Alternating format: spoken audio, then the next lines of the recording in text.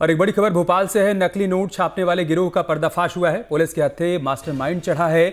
2 लाख से ज्यादा के नकली नोट भी यहां जब्त किए गए। नकली नोट छापने का सामान भी बरामद किया गया। 1 साल में 6 लाख से ज्यादा के नोट खपाए। यूपी के रहने वाले विवेक यादव को गिरफ्तार किया गया है। आरोपी ने घर पर प्रिंटिंग मशीन इंस्टॉल कर रखी थी और उसके जरिए ही नकली नोट की छपाई चल रही थी।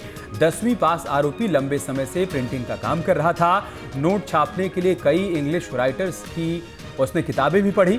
आरोपी ने ऑनलाइन नोट बनाने का सामान खरीदा और इसके बाद से लगातार वो नकली नोट छापने का काम कर रहा था और लंबे समय से नकली नोट उसकी तरफ से खपाए भी गए। अभी तक जो जानकारी मिली है 6 लाख से ज्यादा के नकली नोट खपाए गए हैं। फिलहाल पुलिस ने मास्टरमाइंड को गिरफ्तार कर लिया है। उससे पूछताछ चल रही है।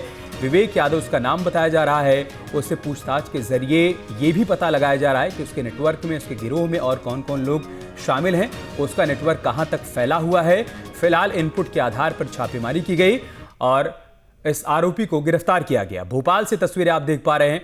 नकली नोट छापने वाले गिरोह का पर्दाफाश हुआ है। पुलिस के हत्थे मास्टरमाइंड चढ़ा है। 2 लाख से ज्यादा के नकली नोट भी बरामद किए गए हैं। नकली नोट छापने का सामान भी मिला है और 1 साल में 6 लाख रुपए से ज्यादा के नकली नोट इस मास्टरमाइंड ने अब तक खपाए हैं।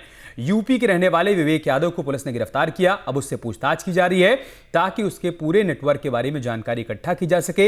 अभी तक जो जानकारी पुलिस की तरफ से साझा की गई है, आरोपी ने अपने घर पर ही प्रिंटिंग मशीन इंस्टॉल कर रखी थी। 10वीं पास से आरोपी और लंबे समय से वो प्रिंटिंग का काम कर रहा था। नोट छापने के लिए उसने कई इंग्लिश राइटर्स की किताबों को पढ़ा और उसके बाद ही वो इस काम में लगा हुआ था। लगातार नकली नोट छाप रहा था।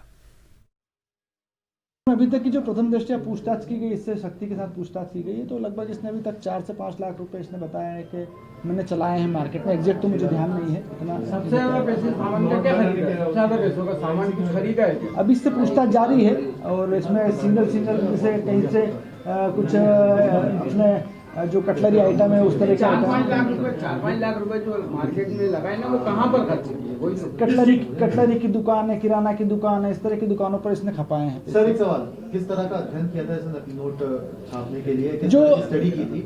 जो प्रिंटिंग की बुक्स आती है, तो इसने प्रिंटिंग की काफ़ी बुक्स का अध्ययन किया है। इसने जैसे कई तरह के राइटर्स के नाम भी बता रहा था कि इस तरह की बुक्स मैंने, रूल ऑफ रूलर्स, इस तरह की बुक्स मैंने पढ़ी हैं। काफ़ी इसने अध्ययन किया है। 10वीं तक पास है लड़का। सर सिर्फ 500 के नोट ही बनाता था कि 100 के या दूसरे?